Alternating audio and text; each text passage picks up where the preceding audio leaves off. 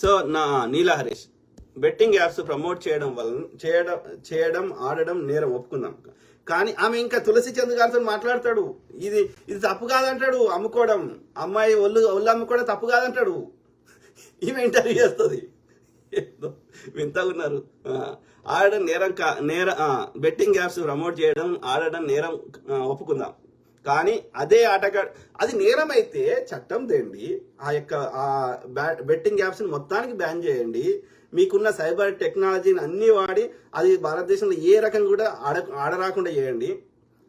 ప్రభుత్వాలు అనుమతిస్తాయి, వాడు తయారు చేస్తాడు, దాన్ని అన్నీ ఉంటాయి. ఓకే, ఆడుతోడు ఆడతాడు. కానీ మధ్యలో ఒక ప్రమోట్ చేసిన దొక్కందే తప్పంట.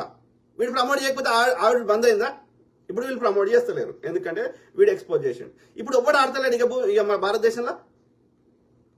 నాకు తెలిసి ఆ వ్యసనం ఉన్న వాళ్ళందరూ ఆడుతున్నారు. ప్రమోట్ చేసినా ఆడతారు, ప్రమోట్ చేయకుండా ఆడతారు. మందు అలవాటు ఉన్నాడు, నువ్వు తాగు అని వచ్చి చెప్పినా అడ్వర్టైజ్మెంట్ చేసినా తాగుతాడు, చేయకుండా తాగుతాడు. మన రాష్ట్రంలో బంద్ చేస్తే అప్పుడు ఉమ్మడి ఆంధ్రప్రదేశ్లో ఉన్నప్పుడు ఇది నందమూరి తారక రామారావు గారు బంద్ చేస్తే పక్క రాష్ట్రంలో తెచ్చుకున్నారు. సో వ్యసనపరుడు అంత ఈజీగా వ్యసనాలు పోవు, అంత ఈజీ కాదు బ్రెయిన్ ఆలోచన థాట్ ప్రాసెస్ మార్చడం. ఓకే, అది కౌన్సిలింగ్ ద్వారా చాలా కష్టపడితే 100 మందికి మనం కౌన్సిలింగ్ ఇస్తే ఒక 5-10 మారుతారు, 90 మంది మారరు. సో అది కష్టం. ఒక బ్రెయిన్ మార్చడం ఒక వ్యక్తిది అంత ఈజీ కాదు. సో కాబట్టి ఒకడు ప్రమోట్ చేసినా చేయకపోయినా ఇప్పుడు ఒకటే అడుగుతున్నా, ఇప్పుడు అందరు బంద్ చేసారు కదా ప్రమోట్ చేయడం. హానెస్ట్గా చెప్పండి, మీ గుండె మీద చేసుకోండి, లేకపోతే ప్రభుత్వం ద్వారా ఏదైనా ఆర్టీఐ ద్వారా ఏదైనా మన ఇన్ఫర్మేషన్ పడదాం. ఇప్పుడు ఎవరు ఆడతలేరా ప్రమోట్ చేయకపోతే? సేమ్ పీపుల్ సేమ్ ఆడుతున్నారు. అది ఆడొద్దు అంటే ద బెస్ట్ సోర్స్ ఏంది, మొత్తం యాప్స్ను బ్యాన్ చేపి, ఇంకా సైబర్ ఏమేమి ప్రొటెక్షన్ వాల్స్ పెడతారో పెట్టండి, బ్యాన్ చేయండి. చేయరు. ఎందుకు చేయాలంటే ప్రభుత్వాలకు ఎక్కువ డొనేషన్స్ వస్తుంది వాళ్ళ నుంచే. సింపుల్.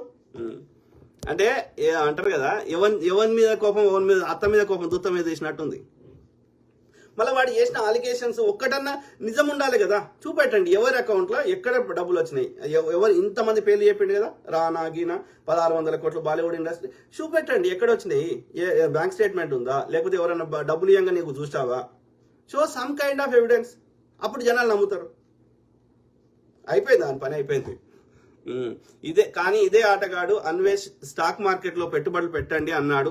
వాడు అన్నిటికంటే ఎక్కువ బ్రదర్ వ్యభిచారాన్ని ప్రమోట్ చేస్తున్నాడు. That is the best example. So ఇది అన్వేష్ స్టాక్ మార్కెట్ లో పెట్టుబడులు పెట్టండి అన్నాడు.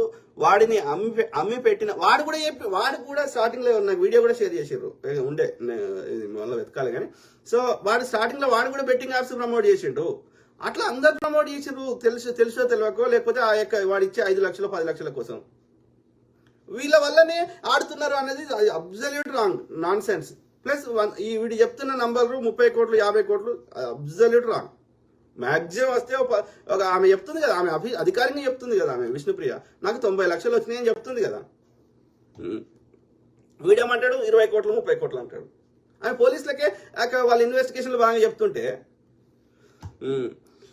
ఏది వాళ్ళు మహిళలు కొంచెం అందంగా ఉన్న వాళ్ళు సంపాదిస్తుంది, ఈ హై క్లాస్ వ్యభిచారం చేసి సంపాదిస్తున్న వాళ్ళు ఎక్కువ మంది ఉన్నారు. Let's make it simple. Okay, వాళ్ళు అందం పోయినాక వాళ్ళని ఎవరు రారు, ఆ 90 పైసలు ఇవ్వరు. అందం ఉన్నప్పుడు వాళ్ళు 4 పైసలు సంపాదించుకుని వాళ్ళ ఆశ వాళ్ళు వాడుతున్నారు, ఇంత పేరుండి అందం ఉంటే. కానీ ఇదే ఆటగాడు అన్వేష్ స్టాక్ మార్కెట్లో పెట్టుబడులు పెట్టండి అన్నాడు. వాడిని అమ్మి పెట్టిన వాళ్ళు ఏమి అవ్వాలి? పాకిస్తాన్ దివాలా తీయడానికి కారణం స్టాక్ మార్కెట్, శ్రీలంక దివాలా తీయడానికి కారణం స్టాక్ మార్కెట్. రేపు మాకు ఇండియా పరిస్థితి అలాగే ఉంది. స్టాక్ మార్కెట్ ని ప్రమోట్ చేశాడు కదా వీడు, కూడా డీమార్ట్ అకౌంట్ లో వేసి తీసుకోమని చెప్పాడు.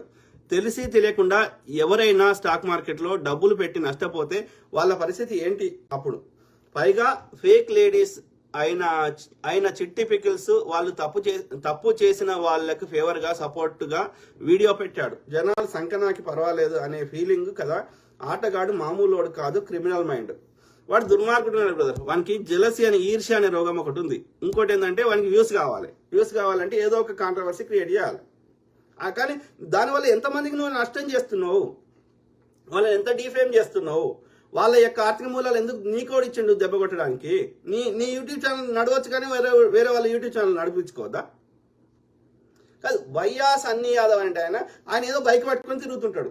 అందులో ఆ కొత్త ప్లేస్లు చూపెడతాడు, లేకపోతే ఆ బైక్ ఎక్స్పీరియన్స్ చూపెడతాడు. ఇలా ఎవరికి నష్టం అవుతుంది? నీకు వచ్చిన నష్టం ఏంది? దుర్మార్గుడు. పాపం ఇమ్రాన్ అయితే పాపం చాలా బాధ పెట్టిండు. ఆయన అయితే వాళ్ళ అమ్మ దగ్గర కూడా పోయిండు. పుట్టల దినేష్ ఆటగాన్ని దున్నుకుంటా బ్రదర్. కాకపోతే మనకి ఏదైనా వ్యాలిటీ ఇక వాని లెక్క ఏది పడుతుంది బేస్లెస్ అలిగేషన్ చేస్తే వానికి మనకి తేడా ఉండదు కదా. ఏదైనా మేక్ సెన్స్, ఏదైనా మనకి ప్రాపర్ డేటా ఉంటే మనం మాట్లాడదాం కదా. ఏదో నోరుకు వచ్చింది మాట్లాడలేం కదా. నీలా హరీష్, నా అన్వేష్ కొన్ని వరకు రియాలిటీకి దగ్గరగా ఉంటావు. ఇంకోటి నాన్ వేషన్ అందరికంటే అన్నిటికంటే ఎక్కువ నాకు ఏడ కోపం వచ్చింది అంటే, నేను సబ్స్క్రైబర్ ఉండే కానీ ఒక్కసారి సడన్ గా నేను అన్సబ్స్క్రైబ్ చేసిన ఒక 6 months 1 year బ్యాక్ అనుకుంటా. ఎందుకంటే ఆయన ట్రావెల్ ట్రావెల్ ఛానల్ పెట్టుకున్నా చెప్పుకో ఓకే, కానీ చరిత్రని దాని మీద మినిమం రీసెర్చ్ చేయకుండా చరిత్రని అంతా తప్పు చెప్తున్నాడు. ఎంతవరకు కరెక్ట్? నేను చరిత్ర తెలుసుకోవడానికి ఎంత కష్టపడతా. మన ఇండియన్ ఛానల్స్, ఇండియన్ సోర్సెస్ అన్ని ఈ బ్రాహ్మణ్స్ రాస్తున్నారు కాబట్టి దానికి అంత డిఫరెంట్ ఫ్లేవర్ యాడ్ చేస్తున్నారు. కాబట్టి నేను ఇంటర్నేషనల్ లెవెల్లో ఒక హిస్టారికల్ ఉన్న వ్యక్తుల దగ్గర నుంచి అన్ని సోర్సెస్ నుంచి తెలుసుకొని నేను కూడా సొంతంగా దాన్ని విశ్లేషించి ఎంతవరకు కరెక్ట్ ఉంది, is there a possibility or not ఆలోచించి నా సొంతంగా అది విశ్లేషించి చెప్తా. అట్లాంటిది వీడు దాని గురించి 1% రీసెర్చ్ చేయకుండా మొత్తం ఫేక్ చెప్తున్నాడు. ఇది చరిత్ర గురించి కానీ పాలిటిక్స్ గురించి. మనకి పాలిటిక్స్ మీద 0% అవగాహన ఉంది, హిస్టరీ మీద 0% అవగాహన ఉంది. మళ్ళీ మొత్తం తప్పు చెప్తే ఎంత కోపం వస్తుంది? నీకు అంతమంది వ్యూవర్స్ ఉండి నువ్వు వాళ్ళని మిస్గైడ్ చేస్తే తప్పు కదా. సో వీడు కరెక్ట్ లేడు. ఓకే, వీడికి సెల్ఫ్ ఇంట్రెస్ట్ ఉందా, నాలెడ్జ్ లేదా, రెండిట్లో ఉంటుంది. ఏదో కొన్ని రోగాలతో బాధపడుతున్నాడు. సో అందుకని ఇమ్మీడియట్ గా అన్సబ్స్క్రైబ్ చేసిన. నాన్ వేష్, కొన్ని వరకు రియాలిటీ దగ్గరగా ఉంటావు, కొన్ని ఎక్స్ట్రీమ్స్ వెళ్తారు, పర్సనల్ టార్గెట్ చేస్తాడు. అసలు బెట్టింగ్ యాప్స్ మీద యువ సామ్రాట్ రవి గ్రౌండ్ లెవెల్లో కష్టపడ్డాడు దాని మీద వ్యతిరేకంగా. కానీ మూమెంట్ దగ్గరికి వచ్చాక సెట్టింగ్ యాప్ మీద వీడియోలు నాన్ వేస్ట్ చేసి వ్యూవర్షిప్ కొట్టేశాడు. దాన్ని ఆపడానికి సోర్స్ ఏంటిరా అంటే సమాధానం ఉండదు. 3 నెలల క్రితం భారతదేశ మతోన్మాదం గురించి మాట్లాడాడు. ఇండైరెక్ట్ గా బీజేపీ గురించి చెప్పాడు. ఆ వీడియో వైరల్ అయ్యేసరికి బీజేపీ నుండి బెదిరింపులు రాగానే వెంటనే క్రిస్టియన్ మీదకి తిప్పాడు. ఆ టాపిక్ ని చాలా సార్లు అబ్జర్వ్ చేశాడు. సేఫ్ సైడ్ గేమ్ ఆడుతున్నాడు ఆటగాడు అన్వేష్. Correct brother. వాడికి end of the day views కావాలి, అంతకు మించి వాడికి ఒక ప్రజల మీద ప్రేమతోటి ఏదన్నా ఏమంటారు, వాళ్ళకి నిజంగా ఆ విషయం మీద అవగాహన చేద్దాం అట్లాంటిది లేనే లేదు. వాడు స్టార్టింగ్ లో ట్రావెల్ గురించి చూపెట్టిండు, అంతవరకు కరెక్ట్. కిలిమంజారో ఇంకోటి అంతవరకు కరెక్ట్ స్టార్టింగ్ లో, ఫస్ట్ కపుల్ ఆఫ్ ఇయర్స్. మిగిలిన తర్వాత ఈ చెత్త మిగతా అన్ని వాడికి ఎట్లా వ్యూస్ వస్తాయని ఆలోచిస్తుండు తప్ప దీనివల్ల ఎలాంటి ఇంపాక్ట్ ఉంటుంది, అది ప్రజలకి ఎంతవరకు నష్టం జరుగుతుందా, పాజిటివా నెగిటివా ఆలోచిస్తలేడు. తనకు వ్యూస్ కావాలి, తనకు డబ్బులు కావాలి, అంతే. అది కరెక్ట్ కాదు.